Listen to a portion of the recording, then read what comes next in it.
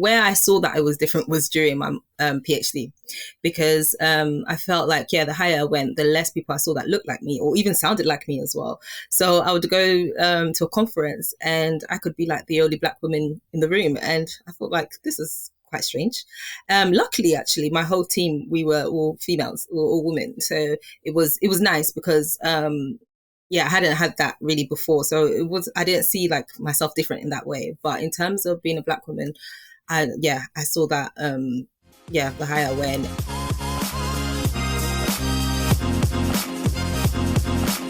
Hello, everyone. We are back. And if you remember, we are all about women in STEM this time.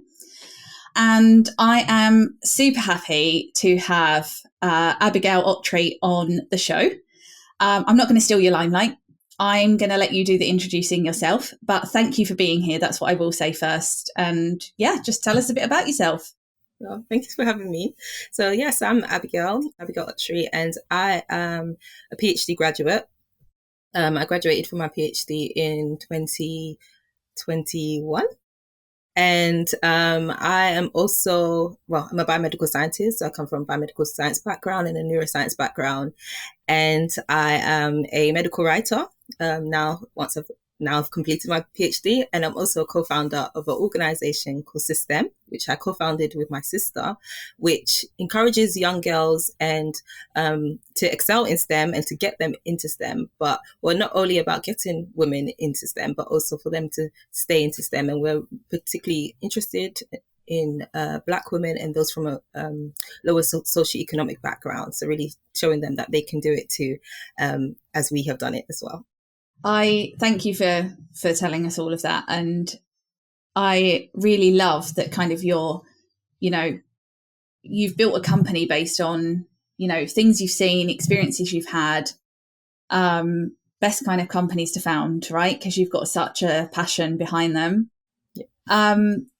So I'm interested to know, so like, tell us a bit more about your educational journey. Like, what was it like for you? Yeah. So how back do you want me to go? Oh, you can go back as far as you like. Because I guess my educational journey starts off from like secondary school, where I wasn't really good at much subjects, apart from things like drama. I was good at English, but I wasn't good at spelling, and I was horrible like at maths. So the only subject I was actually good at was science. And that was partly because, or mostly because of my science teacher. And she was actually a Black woman who used to just make science so fun and engaging, which I never, like other people would say science is so boring. And I'll be like, no, it's like so fun. It's like the best thing ever. And so she got me into science, and she showed me that I could do really well. And she used to just give me even extra work than everyone else. And halfway through, I realized that, okay, I can't just be good at science. I need to also be good at maths. So my parents got me like private tuition, even though we didn't really have much, but they were like, they just really want me to succeed. So they will sacrifice that. So they pumped that into me, and I was able to really excel in maths. And I think it was not only because of the private tuition, but it was because I stopped saying that maths was hard, and I got that out of my mind. And actually, I became like one of the best and most improved students in the school for maths, and everything else actually started to go into place. And I did really well at GCSE. So I thought I wanted to be a medical doctor, because I was like, okay, I want to be the best thing that I can be with science. And for me, that was the best thing. But then I started the process, and I got to A-levels, and A-levels was what changed like everything for me. I did quite bad with I got CDE, and obviously I wanted to get into medical school, and they told me they weren't even going to look at my my grades, or they weren't even going to look at my application. So that dream was basically over. And my college told me that, you're not going to get into medical school, try something else. And I was like, I don't have any other interest apart from science. And they were like, okay, if you really, really want to become a doctor and you really want to do science, do biomedical science, and then, go through the graduate entry route. So that's what I did. And at first they put all the unis at the bottom of the like league table, and they were like, those are the ones you have to apply for. And I was like, no, I'm going to go a bit higher. So I ended up going to Roehampton University, and I did my biomed degree. But while I was doing the course, I just knew that I really wanted to do medicine. So I wasn't really seeing biomedical science as like, I was just using it to get to another course. So once I finished that, I applied for medicine again. And this time I didn't get in again, but it wasn't because I didn't have the grades, because I had the grades, but it was actually because of the entry exams that I took. I didn't do well in it. And I always say, well, that was a blessing in disguise, because I think I would be the worst medical doctor on this planet, because I don't like blood. I don't like, there's a lot of things I don't like. And I'm quite emotional as well. So I think, it wouldn't have worked. But then also the fact that that's how I found out about biomedical science, actually, by not getting into medicine.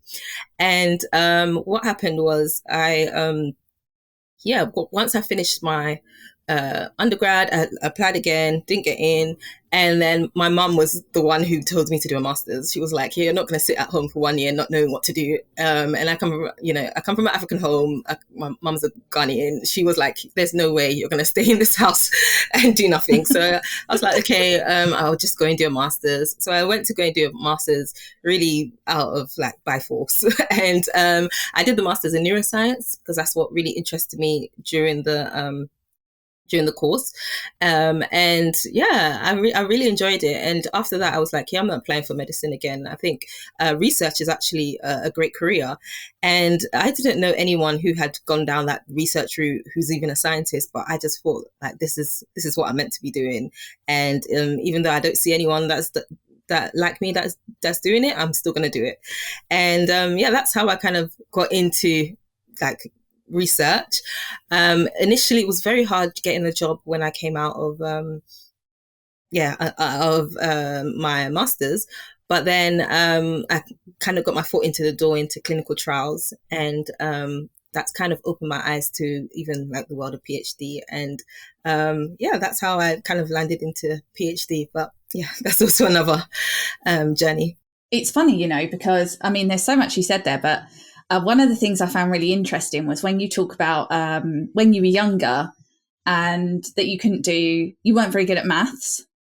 I feel like that's something so many people can relate to, right? Because we love science. A lot of us hate maths and we think we can't do it. And the thing that kind of resonated with me was when you said, I just accepted that it wasn't that I hated maths. I didn't have to hate maths. And it's like that getting over your own internal block. Like, how do you do that? I don't know. I don't know how I did that at that age as well, because it was really like internally I hated the subject. Everyone around me hated it as well. There was no one that was like, maths is fun. But I think, I don't know, something just clicked in me and was like, you can do this. And when I started to get the good grades as well, then I actually started enjoying it. I put more work into it and things. And I was just able to just remove that kind of fear of maths. And I think it took a lot of practice. It took a lot of a lot of work for me to get to that point. And I remember even people like my schoolmates, they were just like, but you were like at the bottom set, and how did you get into the top set? And I was like, I don't know either. But since after that, like I kind of I stopped hating maths. And I feel like I did use that as well when I was in uni, because not everything in biomedical science did I like, not every module, not every course as well. But I kind of played to my strengths and saw which kind of areas I did like, and still worked hard on those stuff that I couldn't see myself doing. But it's also like your story is like a prime example of like, not everything's going to go your way all the time, right? And then, but you just keep going and you find like a different route and you find something else that you really enjoy. Yeah. I did a very similar thing to you. I did biomedical science because I wanted to be a medical doctor. Mm. I think there's a lot of people that do biomedical science for this, obviously. I didn't get in when I applied to graduate entry medicine because I could only apply to London unis, and I mean, just forget it. Mm. Little old me was not getting in. But I've still not decided. I might do it. You never know. In the future. Never say never, right? It's never too late. But you said that when you did like your master's or your PhD, you felt like there was nobody like you. Can you dig into that a little bit, if you don't mind? Yeah. So, well, naturally, the people like who were close to me were doing other subjects, like business, tourism, things. So nobody was actually doing science.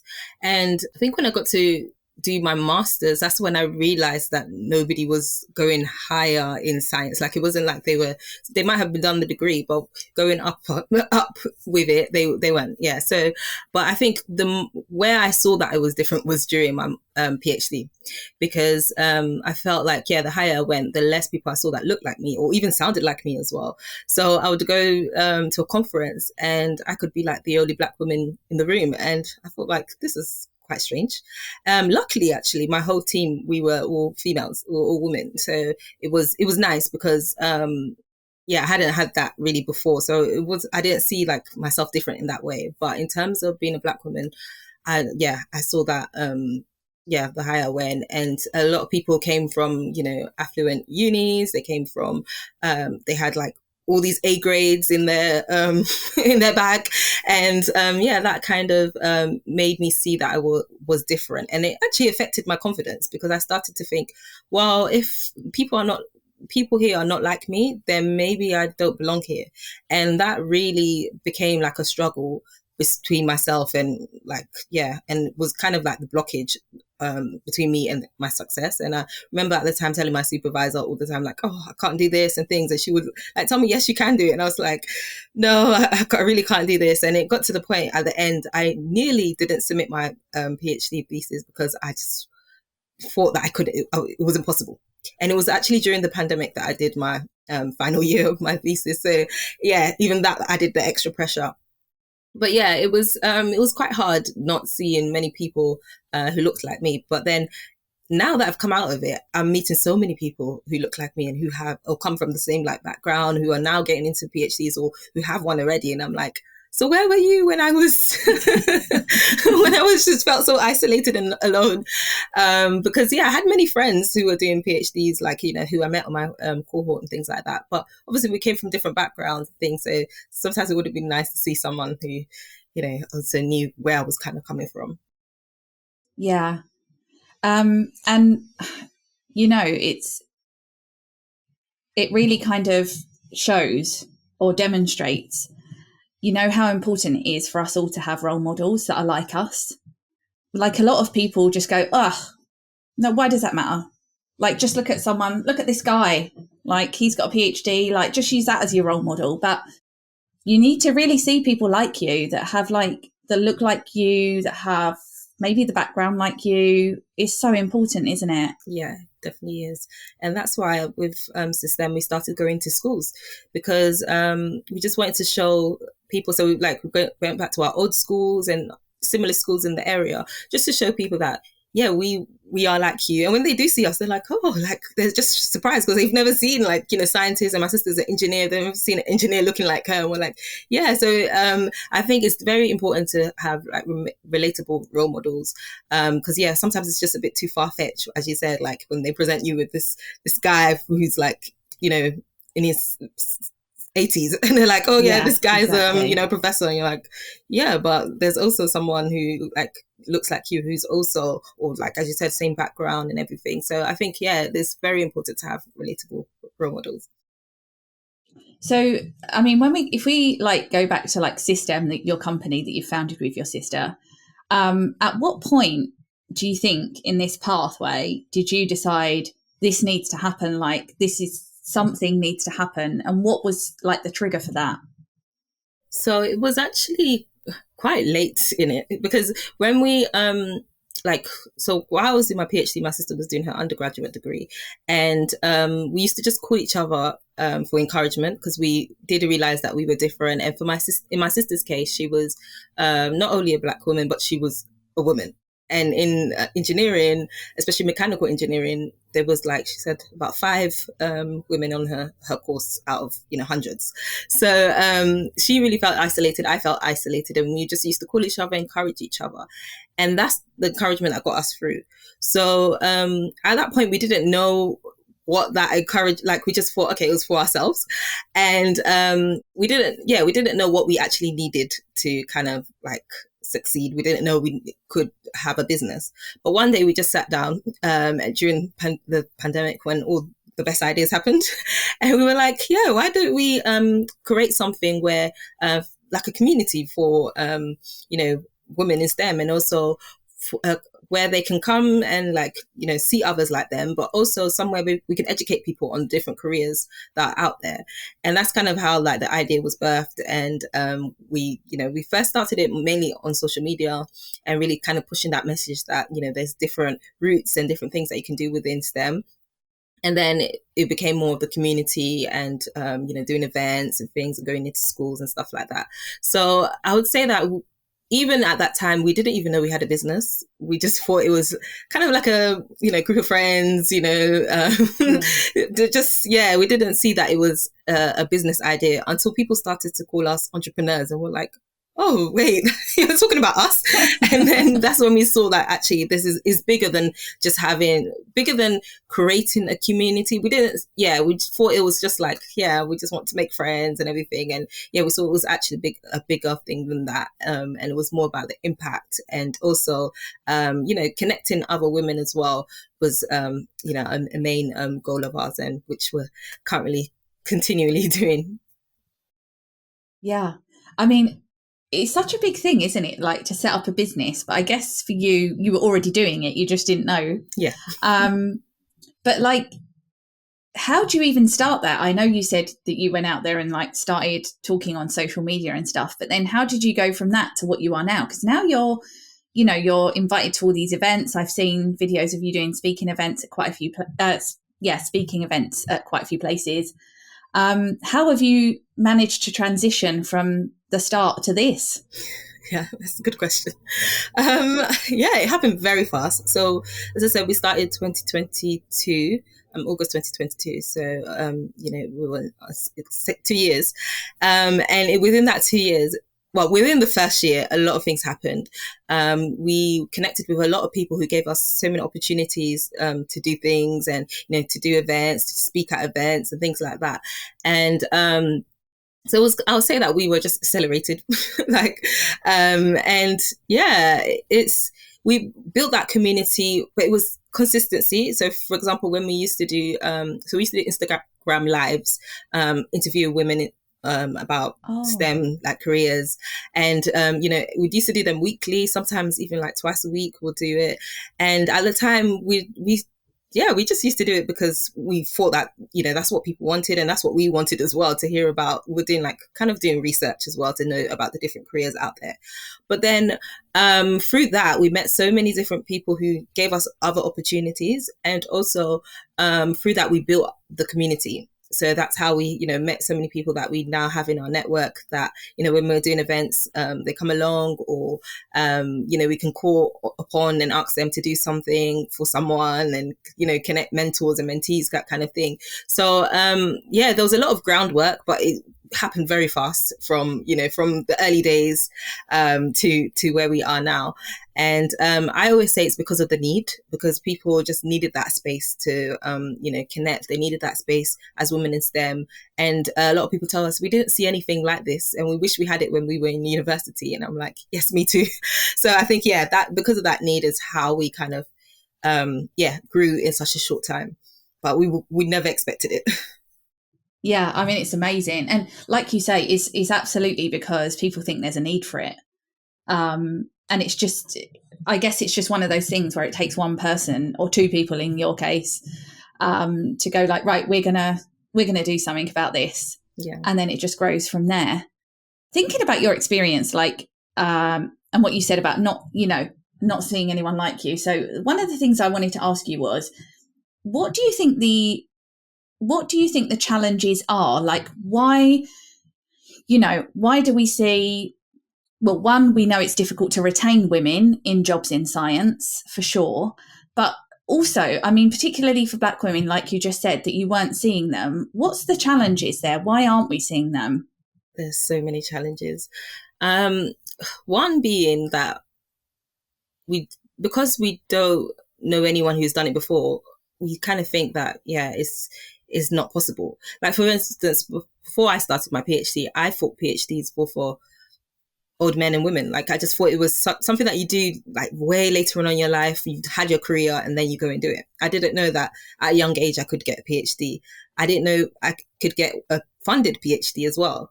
Because I remember once telling my mum that, oh, maybe I want to do a PhD. And she was like, but how would we afford it? You know, you've done undergraduate, you've done masters, you know, where we would get this money to, you know, unless you work and then we get the money to fund you, but there's no way. So I didn't know that I could get a funded PhD and actually get paid to basically do a PhD. So, and many people, when I do speak with them, they didn't know that. So now I kind of, you know, when I speak to people, I'm like, oh, are you interested in PhD? I tell them that, yeah, you can get funded PhDs. You know, you can do it while working. Because, yeah, there is a lot of things or a lot of obstacles that we face that would stop us from doing a PhD. Also, I think, yeah, so awareness. And also sometimes we're told we can't do it. Especially like even at like school level or even university, when you're not really like a top, you know, achiever, people might think, yeah, you can't, you're not capable of doing something like as hard as a PhD. And a lot of people also think that, yeah, it's many years of university. Yeah, I mean, when I put it all together, it is many years, but then it comes by so quickly as well. And I always tell people that PhDs are different from, you know, doing a master's or even doing an undergraduate degree. Like, I don't need to sit in a lecture. I mean, there are some PhDs where you have to do that, but most of them you don't have to. So I think there's a lot of misconceptions as well about what a PhD is. But I think, yeah, sometimes it's just not offered to us. But I'm hearing many more, you know, Black women now actually getting into it as well. And I think it's just because people are out there, you know, posting on social media, people are out there like doing podcasts like this and just really raising the awareness of it. Yeah. It goes back to that thing, doesn't it? Just seeing people like you do the things that you want to do. Yeah. So like when you go into schools and stuff, you obviously, you know, when you think about like women in STEM, there's the whole route, isn't there, from like early age at school, you know, through university or not through university, doing whatever you want to do, or going into a role in STEM, for example. And I've had some interesting conversations already about this particular thing. But for you, like, where do you see the most challenges along that path? Like, where is it at the start? Is it, you know, what do you see? So I think it's kind of at all stages, but definitely at the start, because if you're told at the beginning, you can't do this, or this is for boys, or yeah, you're always going to have that in your mind. Even if someone does tell you that you can do it and, you know, go down this route, you're not going to do it because you've always going to remember that, oh, that somebody told me that I can't, you know, be a medical doctor. Someone told me I can't do a PhD, that kind of thing. And when, for example, in school, maybe they take you to another, like, sometimes they separate like into different types of courses or different types of classes, and maybe you're taken to a class like not to do like the hard science and the tough science and all that, and you just have always have that kind of feeling that you can't actually do it. I did kind of feel like that, but then I've learned very early on, because of my experience of like just doing well in maths. I learned that things change, and you can, even though people have told you that you can't do it, you can actually, you know, your journey changes. So yeah, I think very early on, and also the pressure of like doing well, obviously with GCSEs and A level, but A levels as well. I think there's just there is pressure like on kids and on students to really like, you know, do well and know what they want to do as well at that age. But sometimes you might choose. You might not know what you want to do, or you might choose something and then later on down the line you realize that that's not actually what you want to do. But just giving like kids that understanding that, yeah, you don't need to actually just stick onto one thing. Like, you know, even if you didn't know that you want to be an engineer. It doesn't mean that you can't switch it later on. And that's another message that we really put out there. So yeah, that school level is very pivotal to their success. But then later on as well, when you do come out of university, that time as well can be very hard, because even if you do, like, you land your job and everything, just feeling included in a job role can, really change. Like, you might just leave science because you don't feel welcomed and you don't feel like, you belong there. And that could just be because of, the company culture, or like the people in your team, or even one particular manager. But I feel like, that's also another problem, that stops the retention. Yeah. So it sounds like there are like two major points, doesn't it? Like the initially getting people into science, but then I think particularly for women is retaining them. Yeah. And I just find this whole thing so fascinating because, particularly if you come from like a lower socio-economic kind of background, the points that you made about the confidence thing at school, actually, it's more prevalent in people that do come from those backgrounds, isn't it? Yeah, definitely. Because you've not necessarily had the background that's encouraging, and it's so difficult. So the work you're doing is so important. Oh, thank you. Yeah, I mean, it's so needed. So what exactly, I know you touched briefly on the fact that you go into schools and you offer mentorship and you connect mentors and mentees, but so what exactly does SiSTEM offer? So, for example, when we go into schools, yes, we do workshops with the kids. We do even confidence workshops. So we did notice that, a lot of students, or particularly girls, they weren't applying for science subjects. Or when we go into there and we tell them, oh, you're going to apply for a science course, they're like, no, because they had that low confidence. So we decided to create a confidence workshop, and that's for everybody, even if you don't want to do STEM. Confidence is really important. And we also offer internship as well. So our internships is more just, there are volunteers, people who help out within the organization, but we're giving them that opportunity that we wish somebody gave us, because a lot of times, especially when you're in university, you're looking for job opportunities and nobody's giving you. And but then when it's time to apply for jobs, they're like, you don't have experience, and everyone's looking for experience, but nobody wants to give it. So we decided to create this internship program where university students and even like early career people can also come in and just get experience on like a range of different things within the organization. And it's one way of us mentoring our interns, but also for them to get that opportunity and thing for their achievement for their CV. And then also what we do is we offer a community. So we do events, and we wanted to change the way that we saw event like networking events, because a lot of times like these events can be very corporate and people are not encouraged to go to it because they just don't feel like they will belong there, or they'll have anyone they can relate to or talk to there. So we started to do events like picnics and brunches, where we just have just people come and enjoy themselves. But then we have, a panel, we have career talks, and we just make it networking easy, basically, for them, and more enjoyable. So that's what we do within like our community, and we offer different types of events and different types of smaller networking events and bigger ones as well.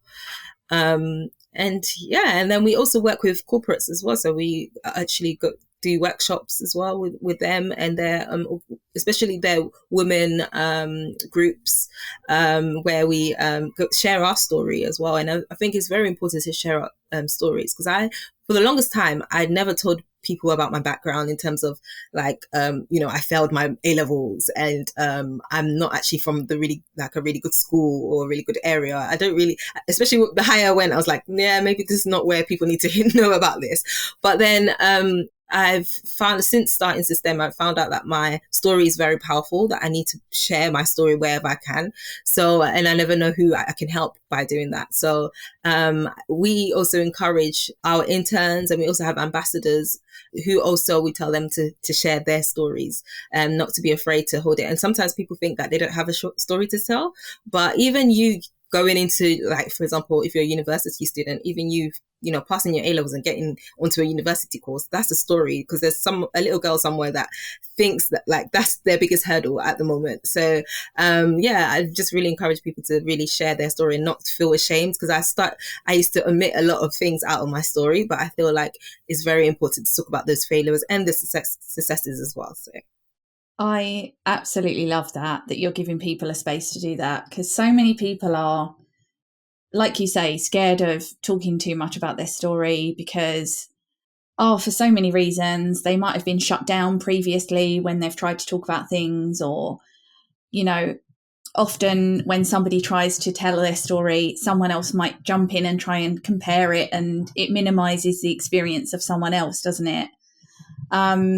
So I love that you're giving them the space to do that. And I can't believe how much stuff you do at SiSTEM. Like, because the whole time you were talking, I was thinking, do you know what? You should definitely go into corporates and do talks and stuff. And then right at the end, you was like, yeah, and then we go into corporates. I can see that being hugely valuable. Mm-hmm. So in terms of the future for SiSTEM, what does that look like? Yeah, so it's quite funny, because we had a 5-year plan, and kind of all the things we thought that we would do in the 5 years, we've kind of done it within the 2. So now we have to think bigger, and we would love to do a lot more, because right now most of the work that we do is very London central, and but we'd love to, like, do more work outside of London, particularly the school works that we do. We do go to, like, universities across the UK, but it would be nice to also expand that with the school work that we do. Also to grow the community and grow it maybe internationally as well, because we've done a few talks where we've had to, like, talk to, like, we've done corporate talks outside of the UK, and we've done some, like, just some speaker engagements outside the UK. And it's just hearing the experience of women globally. It's like, we might be in different countries, but we're actually going through, like, the same, fundamentally the same thing. So I think it would be lovely to connect more with other organizations as well. And there's so many organizations doing amazing things. And one thing about SiSTEM is that we love collaboration, and we think that's the key to our success, because we're not the first people to do this, and we're not going to be the last either. There's so many wonderful organizations that need the light to be shone upon them. So as much as we can, we try to collaborate with other organizations to really show people, because maybe SiSTEM might not be for someone, but some other organization might be. So we kind of try to work together to see how we can really push that. So more collaborations, particularly, like, internationally. But we really just want to see these numbers, these statistics change, because it's quite sad. Like, we went to a talk maybe last year, and there was an MP there who was talking about her experience about when she was doing engineering, like, I don't know, 50 odd years ago. And she said this, like, she was the only girl. Maybe there was like 2 or 3 girls on her course. And my sister was sitting there and was like, this is 2023 and she's still going through the same thing. So it's like, something needs to change, because and I can really see, anyway, people are doing amazing work, and we hope to see, like, these numbers really changing, because at the end of the day, that's what is important, really.